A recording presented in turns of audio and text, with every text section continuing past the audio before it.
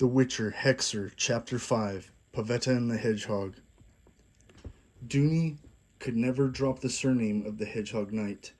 This minor annoyance was the last of his worries. The Hedgehog moniker never really was a worry to Dooney at all, especially since the curse of his hideous animalistic form would never return as the hellacious hex was lifted with the blessing of his undying love to Princess Pavetta, and so they were married after this epic lifelong battle against all odds. When Pavetta fled to the edge of the continent with Dooney to get married, the beginning of their true sorrows would begin. On their way to the edge of the sea, to start their adventurous travels across the sea to find the unknown and unexplored lands beyond all they knew to be civilization, they had a terrible quarrel with Pavetta's mother. The bitter queen of the forest started a feud that was never resolved. What the queen did was horrible. She kept Pavetta's child from her and Dooney as soon as the newlywed couple wanted to leave for their extended honeymoon. Cunningly, the twisted queen of the forest carried out her sick plans, as Princess Pavetta and her husband were en route through the continent to get to the far southwestern edge of the land. As the queen aged, she cared not for the well-being of her newborn grandchild, which was her one and only. The queen of the forest only thought of this baby as an extension of herself while projecting her hypocritically evil mind frame on her own daughter, Princess Pavetta, and her husband, while they nastily suffered the harshest of consequences. The queen knew she was dying because her wicked hardened heart was failing her. She knew it, and continued to drink her wine in excess while feeling sorry for herself, while staying in her hateful ways that destroyed her health, making her sick body frail from the lack of sleep or proper nourishment. She would not drink water. The queen most often refused until her dehydration ate her brain while shutting down her organs. Instead, she dabbled increasingly more in self-destructive black magic rituals as the days went on in those last months leading to the birth of Pavetta's baby. The queen of the forest was vile. Being aware, she knew what she had let herself become. To the queen's own mind, this was a gradual progression, as she blamed the death of her husband for everything that bothered her, thus giving herself a perpetual excuse to be angry and act out in terrible ways that damaged her entire kingdom, while bringing down in shame all its people. The sorcery she began to practice was done with mistakes that called forth many supernatural beings beyond the realms of her reality she knew to be. Before they showed up, these creatures who came acting as her servants were always there in between the spheres, before and after the conjunction. These creatures were different kinds of monsters that were of a higher intelligence and manipulated the laws of the world they infiltrated. Mostly of all, these kinds of superior beings, were on the great continent, where the queen of the forest ruled in her day. They deviated from her natural ways of appearance, and these evil ones beyond the stars learned how to change the ways they communicated outwardly, while still being able to carry out their private communication, which was a type of signal-based telepathy deciphered by reading and relaying emotional waves. I want what I want, but the gods won't give. Never did they ever listen to me. Was I not faithful in my charity? Did I not give a good life of peace to all the people of my domain? The queen ranted and raved each and every day during those last 4 to 5 months of Pavetta's troubled pregnancy. There wouldn't have been any complications if it weren't for her loathsome mother to begin with. Pavetta was put through incredible stress through the grief her mother dished out daily without end. These supernatural beings, which were like the monsters Gerald fought, only of a higher intelligence comparable to the mental capacity of the wise golden dragon, except these monsters were malevolent creatures that only sowed chaos and discord upon humanity. In a repeated ritual gone wrong, the queen called them to be through the conjunction of the spheres, overlapping dimensions that the times did not understand nor could comprehend, had been breached by the creatures beyond the stars. These higher beings were the true enemy of the Hexers since there ever was a Witcher. They were the ones who created the chaos and instigated the mass genocides of the ancient race of elves, while driving most dwarves underground. Out of the ordinary came to answer the wicked queen of the forest in her wickedness and carelessness. Her negligence of care was her ultimate downfall, and this would bring the Count to take over the forest castle after the bringing on of these otherworldly creatures who masked themselves to appear human. The malevolent creatures would go out causing great harm for Pavetta, Dooney, and their company. When Princess Pavetta and Dooney left on their journey, the plan from the start was for their newborn to be with them always. By the deceit of the ones who came in disguise, their plans were deviated and intercepted. Skiatakuputa was the name of the creature who was driven by the need for lying. Skiatakuputa, in its natural form, had a mouth where a human's neck would be. The jaw had been placed in the normal place as where a human jaw is located on the face, only the retraction of the jawbone slid down and under the skin of the neck. The mouth hole in the neck had a piece of wet skin that was covered when the strange retractable jaw would be in the lowered position. When the mouth opened, the piece of wet flesh under the showing muscle tissue would slide upward. So the opening of Skiatakupata's mouth was completely different to natural creatures of the earth, since this higher creature opened its mouth only when the jaw was moved upward. That is when the inner mouth flesh would not be visible. Skiatakupata is the first of the creatures to come to the Queen of the Forest in her dementia-driven rituals. She was crying out, as she always did, in her secret quarters underneath her room. It was the 5th month, going into the 6th month of her daughter's pregnancy with their child of surprise. The human-looking creature had all the facial features similar to any other person minus the mouth. The nose was long like a needlepoint magnified. The eyes of Skiatakupata were sunk deep into the skull, like maggots hiding in their burrow tunnels of flesh. The creature's eyes actually were faces of some sort, with their own multi-fanged mouths and eyes. Because of these strange features, Skiatakupata wore a scarf around its neck and a veil over the face. Dressed as a cardinal druid, the thing had a huge black box headdress hat most of the time when seen in public. When it came to speak to the queen, it had to reveal its face to her, and so the vile creature dissected the eyes of a poor beggar outside the gates of the Forest Castle Palace near the cemetery.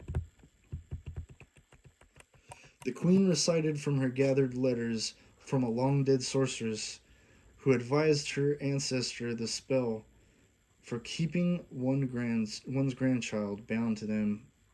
Unknowingly, the queen of the forest called forth Skiatakupata to come to her in order to make the deal with the unlords. Skiatakupata crawled from the tomb of the builder of the forest castle, which was under the tomb that was built over it, which was the extravagant tomb of the second king and queen of the forest. The first king and queen were buried in the forest, next to the lost tree of forgetfulness.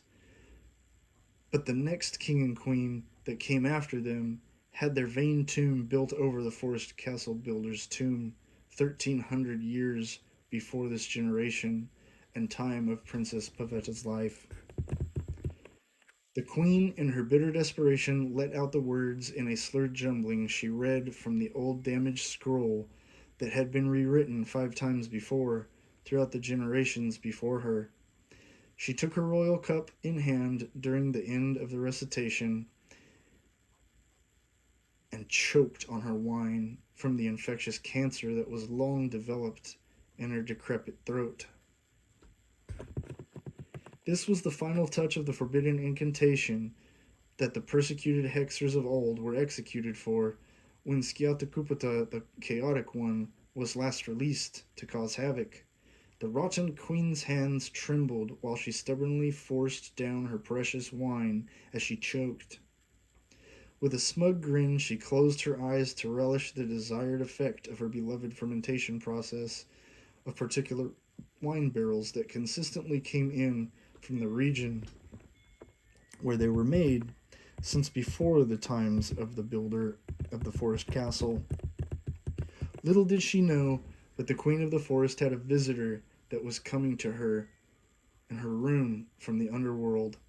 The dwarves of the underground knew quite well the name of Skiatukupata, as they based their entire elaborate underground world around the dwellings of the monster and his legions of creatures.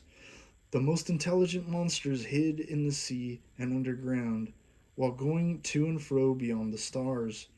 Only the mindless killers of lesser intelligence roamed freely among the people of the earth in these ancient times, before they were wiped out. Only the most supreme ones remained to go on evolving into monsters of higher intelligence, enabling advancements that allowed them to possess the enduring biological qualities that were long lasting to survive the changing of the times. The Queen of the Forest heard some commotion in the secret tunnel system that led to her hidden chamber under her room, where she became bedeviled with black magic practices that her ancient ancestors gave up. If the Queen had only paid attention to the document stating the warning, that ominous warning was strategically placed by her royal blood ancestors in the glass casing behind the plaque with the title that read Royal Spells. The old warning was placed in such a way to let be what be. If the curse ever returned to claim what was to be, rightfully. 1,300 years was the time due to the bitter queen mother of Princess Pavetta. When the time of desperation came, as the ancients knew it would, then the warning would be overlooked. Surely enough, this was destiny fulfilled in the bitterness of the rotten queen. Queen. The throaty, wet voice had a rasp that tingled the eardrums down to the nerves and hit her spine. The voice echoed in the dark candlelit tunnel to the Forest Queen's ritual chamber under her room. She was spooked, and thought she had merely lost her mind to strong wine. If she could have only been so lucky, she thought, once Skiatukuputa emerged from the darkness of that old brick tunnel that came and went from her very room. This meant that this old creature came into her castle from the outside, and she knew it. There were lots of worries running through her mind once she saw this thing that proved not to be a hallucination. She wondered if there would be few or many deceased. To her relief, there would only be the one murdered beggar she cared nothing for. He was left to the dogs. I can't believe you're real. The queen looked into the bright blue eyes of the beggar that were now in the sockets of Skiatukuputa. There was a minute noise of the real eyes with faces that munched and slurped on the severed nerve endings of the beggar's eyes, which were stuffed in those eerily deep eye sockets that acted as tunnels for the living eyes of Skiatukuputa that had their own mind.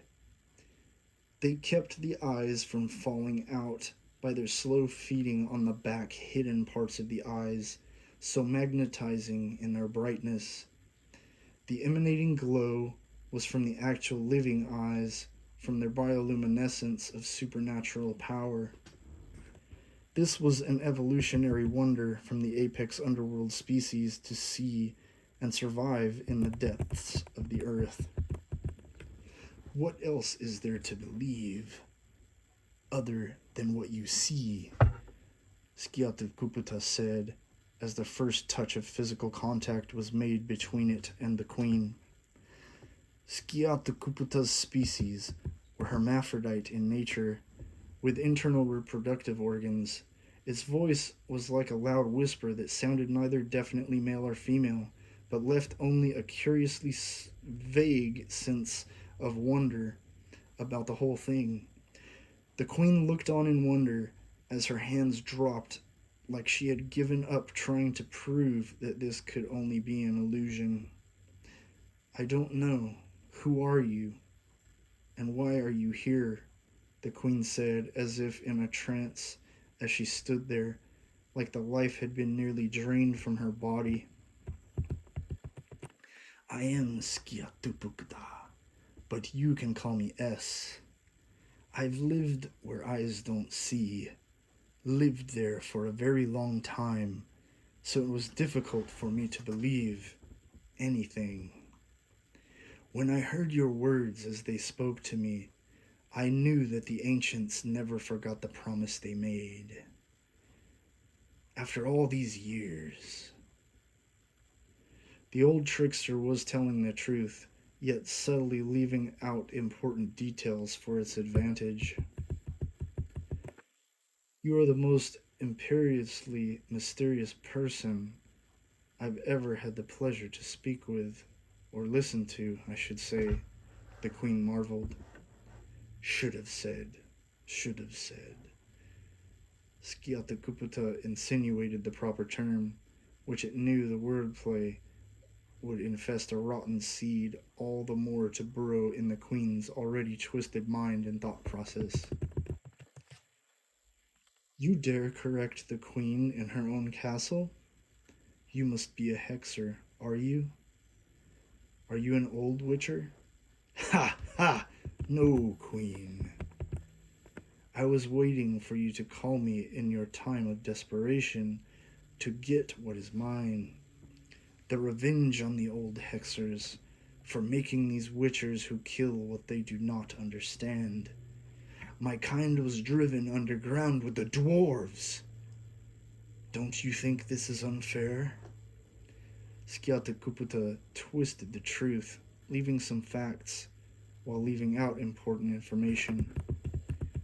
You are right. This is unfair. My need for fairness is why I used the old spells of my ancestors. I did not mean to call you, because I knew not of your existence. I recited the words of the spell for my grandchild to grow, to be bound to me. Now it seems this is something I did not understand, as I uttered the old words in the old language.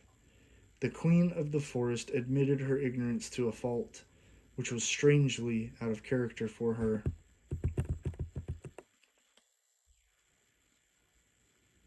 You will be blessed for your honesty, and therefore I will help you achieve the needs of your heart.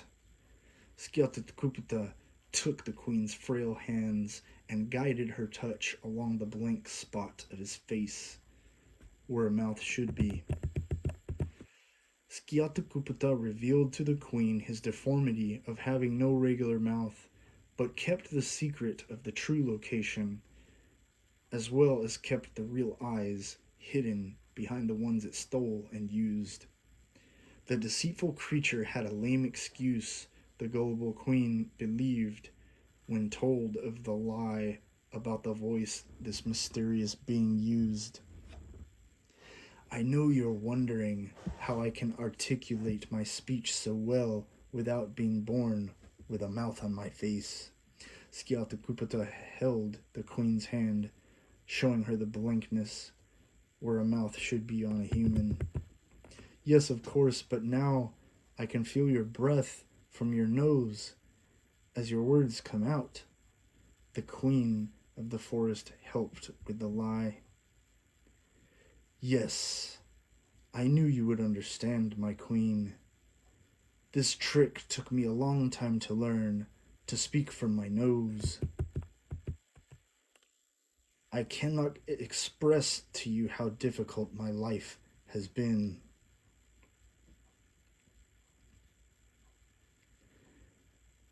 As I'm humbled this day meeting you. I first thought you to be an enemy sent to kill me. But I know this was a foolish thought I first had considering what I was doing as you came to me. Thank you for wishing to grant me the desires of my heart, for my old heart fails me. My own daughter has broken my heart and wishes to send me to my grave in shame. The queen selfishly believed what she wanted to believe to make herself feel better about her terrible ways. How so? Skiatekupita dropped the queen's hand to touch her lips. I. I've said too much. You see, I love my daughter. She has wed a man I wished to be killed for his treachery. They've chosen to leave with my grandchild. She said it is only for a short time until they return from their travels of their honeymoon, but I know after all that has happened she lies. They will never return because they hate me. My daughter hates me, and they will raise my grandchild to hate me as they do. The queen knew she was saying too much, and yet her words poured from her mouth. I see. You will not have this worry once I come into your lives. I will call for my friends to help you. We shall go out and be as obstacles in their way, while one of us will be clever enough to act as a momentary nanny for the infant. Then we shall return your grandchild to you indefinitely. The wickedness of S's agenda was put forth, and the queen loved the idea, smiling ever so sinisterly. The queen became strangely aroused by the idea.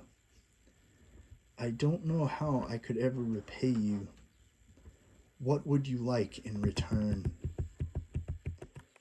Let me help you rule your kingdom so that there might be a distinction between the good and the bad.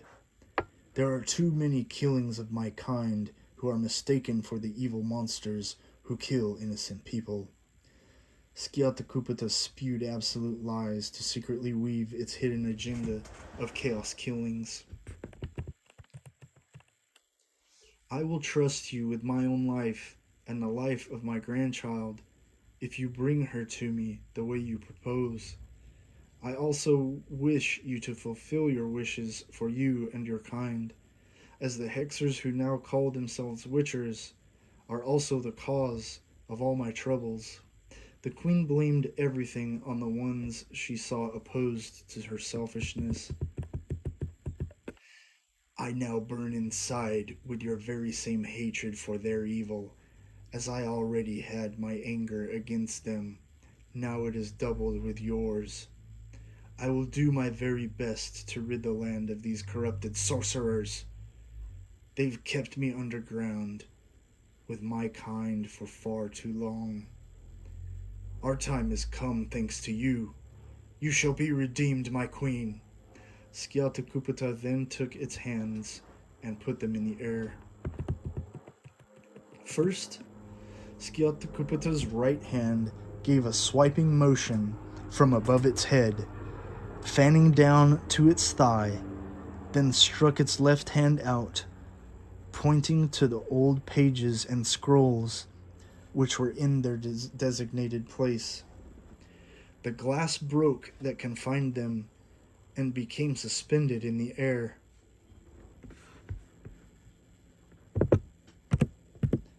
The broken pieces of glass then began to be forged into a melting ball within the air. A sort of liquid smoke came out of the nose of the unholy creature. This substance wrapped itself around the forming glass as it was shaped. The clear glass was blackened into vial after vial that came from the orbiting ball of clear glass as it turned molten hot.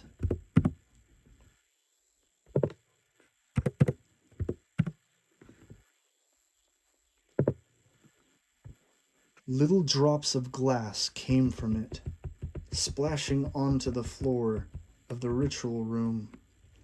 They sank into the stone like burning acid as they turned black from the emission from S's pointy nose. Will you use these spells? Please tell me. And what are these vials?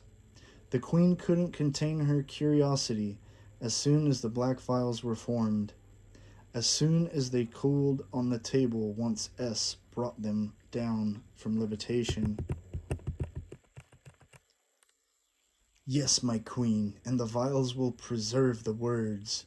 I will gather the blood that was used as ink to form the letters on these papers, then restore them on newer material. The vials will hold the blood ink of your ancestors, so I can do this for you in your lordship. This is your time as well as mine. S entranced the queen with this proposal. Your sorcery is of old, and it is strong in goodness for goodness' sake. I've never seen such mastery. You have my blessing, S. I will wait on you. Now please, do as you have said, so I can mourn until you return with my grandchild. The queen was becoming tired from the strong wine, and was feeling faint of heart from all she had witnessed, for it was unbelievable. As you wish, my queen. I will go forth to call my brethren of the underworld, and we shall be with you and your cause to redeem that which has been taken from you. Skiatekupata gave its promise.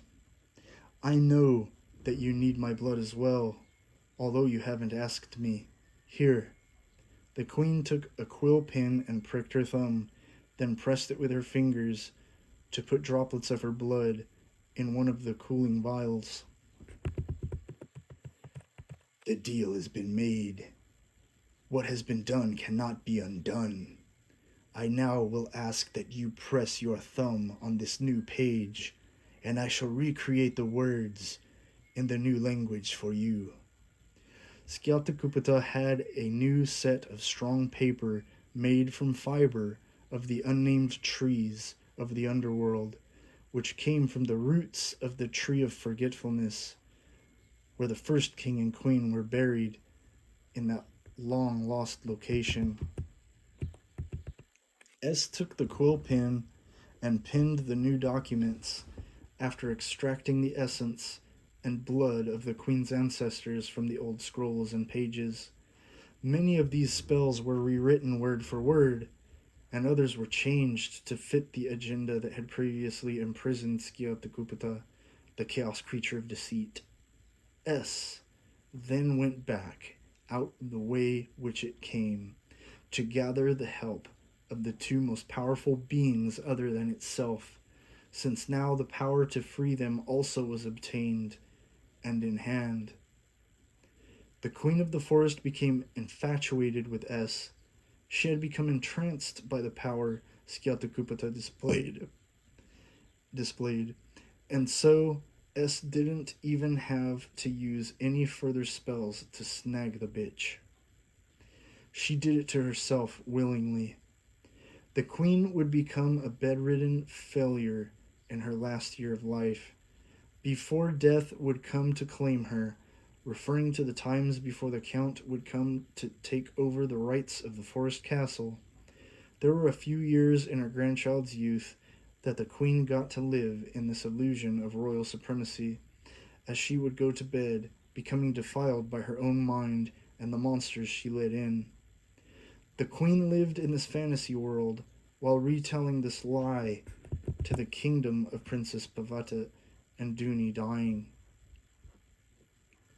The story is much darker than what she ever knew, and sadly, Pavetta nor her husband Dooney the Hedgehog Knight were able to see the queen, to see her die. They lived their years in deep sadness after a long battle against Skiatekupata and the other higher intellectual beings he called to create the many years of suffering. While the child grew away from her tortured mother, Princess Pavetta, who only wanted her daughter with her husband Dooney to live a happy, simple life. They would not be reunited for many years, until their daughter grew into adulthood. Thankfully for Princess Pavetta, she was most powerful, and her husband was strong in his courage. Sorella Siri, they called her, would grow to be stronger than even her mother, Princess Pavetta. But her story is that of grief and her upbringing when she was taken from her parents from the trickery that Skiathekupata weaved. Skiathekupata revealed itself without veil only this once, in the way in which the creature of the underworld first came to the queen of the forest. Once S went out of her room, the hexing began. Those vials, after using every last drop of ancestral blood from the old documents, became melted once more. S used the power of the spells to concentrate the blood-churned glass from the vials into a scepter that would be used to call upon the spell's magic at the command of its voice. The glass became solid as the most powerful steel in the continent, yet appeared to be made of the blackest stone composite. The clothes S conjured for itself were simple black robes with overlapping cloaks and an undercoat, all black, along with a large box-style headdress with a draped veil that could be seen through only with the monstrous living eyes of Skiathekupata. As the creatures walked out of the forest castle through the halls, before entering the court, the garments came from thin air, and out of nowhere flew through the castle straight into S's hand. The linens wrapped themselves around the monster's body as if they too were living. Skiathekupata would refer to the dark wardrobe as the living garments. Skiathekupata first went to the forest outside the castle to call upon the one known as Trilzom. This was the word of the forgotten language for the creature beyond the stars. This word Trilzoms was the universal word for all the monsters on the spectral spectrum. Only this word Trilzom was not spoken as anything other than plural to describe one another as a monster race of astral beings. When a monster of higher intelligence would use the word as a singular name, this meant that the Trilzom, the one who was known to be most powerful amongst the stars above the earth, who reigned beyond the stars, would be called upon. Trilzom only came in the most serious of cases during the ancient times of monsters and men. It had been much longer since Trilzom had come back down to earth compared to the 1,300 years that Skiathekupata had last been above ground. Though many years had passed since their partnering of destruction, Trilzom came quickly once called upon. Trilzom knew that Skiathekupata's time would come in due time. S went into the deep forest that very night, and there was no moonlight. This was a night that was lit only by the abundant magnificence of the stars in the night sky. Trilzom had a unique quality unlike other monsters. What made him supreme was a specific type of deception. Instead of shape-shifting, cloaking, or some sort of camouflage, this ancient being had the mental ability to make any living being besides himself believe they were seeing some other form instead of his true form. As long as whoever was looking at his projected mental illusion did not touch his actual body, then the illusion would not be broken. To his advantage, touching him meant death to most other beings. People who touched him burst into flames, as if they had been made of burning oil. Trilzom flew with the force of his burning emittance of an unknown type of super gas that was ejected from his hands.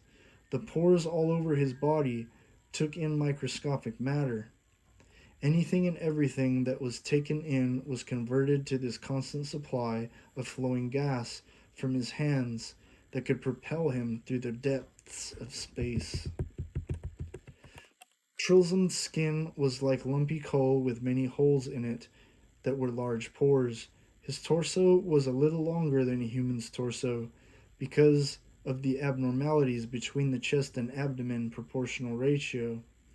The chest was oblong, as in wide, yet short because of the naturalistic alien design of the pectorals, while the abdomen was very long, yet thin or skinny, as people would later come to describe the look of thin people. So, in short, to describe the torso, the chest was wide, while the stomach was long. The arms were thin compared to the legs, but even still, the legs looked thin because they were so long. The arms were very long down to his knees, and the hands were very odd.